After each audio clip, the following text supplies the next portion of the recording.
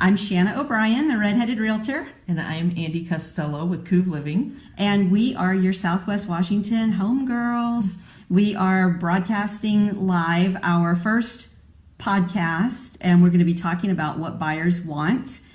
And if you hear any pitter-patter in the background, I do have my assistants, Franco and Zuby, here with me. They might chime in when we've got something good to say. They have a lot to say. So the first thing we're going to talk about today is buyers. We are slowly transitioning from a buyer's market to a seller's market, but if you are thinking about selling, some things you might want to think about, and the first thing is lighting, what buyers are looking for. So one of the major trends we're seeing is the continuance of pendant lighting throughout a home. And so we kind of wanted to talk about other types of lighting you might see in older or newer homes. And one of the things that I found really interesting this year at the Clark County Parade of Homes, all of the homes had recessed canned lighting, which is kind of an old trend. And all of the pendant lights that they had were all they were statement pieces. If you had a pendant light, it was a work of art. It was part of the decor. So we were talking about the difference between canned lighting. I've always referred to the recessed lighting as what my contractors have always called canned lighting. Yes. But I thought of canned lighting as the old school track lighting, which you corrected me. Which is what we have over my head right now. So track lighting were canned looking lights that were on a track that you could move around, typically in a kitchen. And so that was maybe popular in the 80s, 90s, before we transitioned into canned lighting. So definitely the continuance of the canned lighting throughout living rooms, dining room areas. I saw it even in some bedrooms. And then I thought it was interesting. The pendant lights, a great place to put them, it just looks so good, is over your island, like your eat-in bar, not over a cooking island where you might have a pot rack hanging, but over that eat-in island, I've seen, the single pendants hanging down. That was a really nice look. Yes.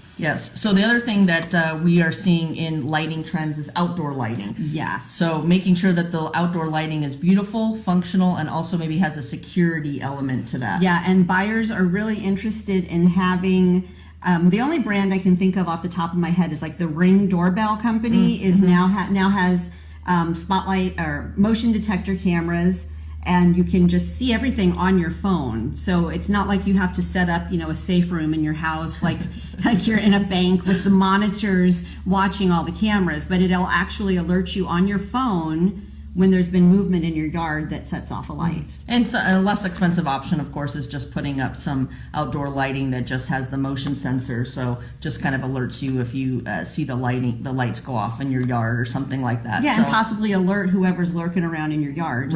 Right. So the next thing that we kind of see as some trends continuing in and into next year and what's been going on is colors, the use of kind of neutral colors. A neutral palette has been really popular. So we're talking grays, browns, whites, in particular grays. Grays really been kind of on the market for a while and will continue to be. Gray is a super trendy neutral. And a lot of people will refer to it as grayish, like a combination of gray and beige. and it's been a really popular, you can see our background, we've kind of got the gray wash wood. Saw that in a lot of floorings in different variations of color. So dark gray wash to light gray wash. Right. So the other thing we also noticed in the Clark County Home Tour, as well as some national trends, is the use of monochromatic color in bathrooms and kitchens. So think a white kitchen, so you might have white wood cabinets and then a white quartz countertop and then maybe some white subway tile. So it just kind of looks very clean lines. And white is typically the monochromatic color that you see. Yeah, and it's not boring. I mean, it sounds boring, but it doesn't have to be boring because your cabinets are one texture of white, and then your granite or your marble or whatever you're using is another texture of white that has more of a sleek finish, and then your subway tile is a whole different texture of white. So the layering of the color kind of breaks up the monotony of the monochromatic. And another thing that I saw that was really cool in the kitchens is what they're calling tuxedo cabinets, where you've got the light color on the top cabinets and the dark color on the bottom cabinets.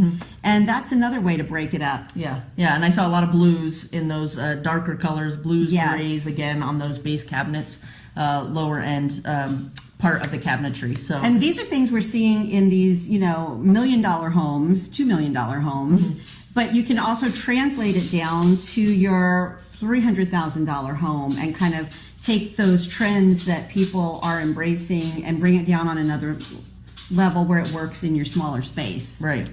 So then the last thing we want to talk about what buyers are looking for is outdoor spaces. So even though we're transitioning to fall up here in the Pacific Northwest, we still want to sit outside. We still maybe want to bundle up, put on some layers, have your heat lamp, get your little fire pit going. Yeah, we were just talking about that. I mean, I just paid somebody to come fix my patio covering because I'm preparing for the rain to come and I want to be able to still enjoy it. We saw a lot of beautiful outdoor spaces at the Parade of Homes.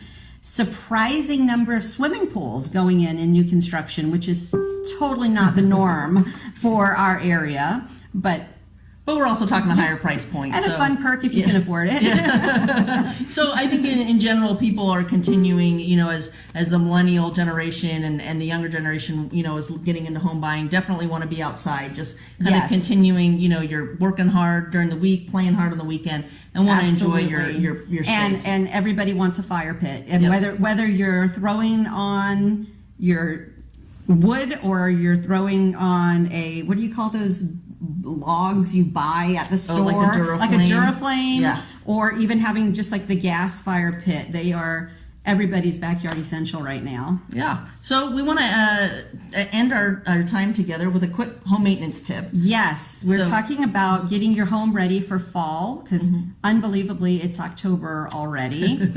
and so one of the things that we want to make sure that homeowners are doing is taking care of their exterior hose bibs. Thinking about getting those ready for our first freeze. We never know exactly when that's going to come. But making sure that you have plenty of exterior outdoor foam faucet covers. It's kind of a tongue twister.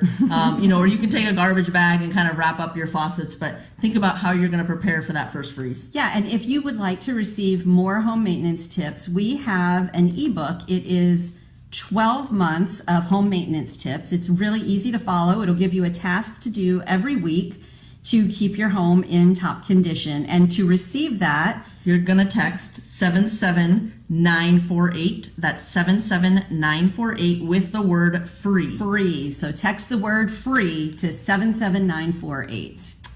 So that's it for our first podcast. I'm Shanna O'Brien, the Redheaded Realtor. And I'm Andy Costello with Couve Living. And you can find us at HomeGirlsPodcast.com. Thank you. Thank you.